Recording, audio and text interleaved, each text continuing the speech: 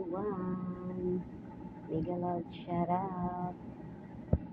Ayan guys, so ipakita ko lang sa inyo guys yung ating priskong gulay. Sige, na harvest lang natin sa ating mga tanim sa likod ng bahay. Ayan siya guys, so harvest tayo ng okra. Ayan siya guys, masarap to guys. Tapos yung ampalaya. Ayan. Hinarvest lang natin dun sa tanim natin. Priskong prisko pa guys. At yung ating papaya.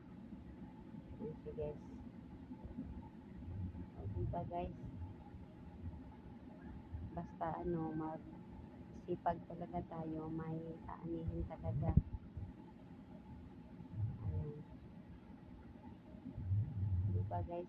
Hindi na tayo makabili. Kasi mahal ng kilo ng ampalaya. Pati yung okra.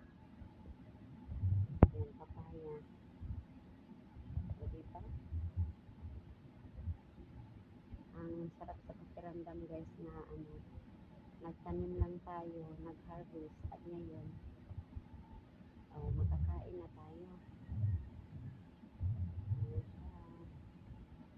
Ayan. Thank you for watching guys. God bless.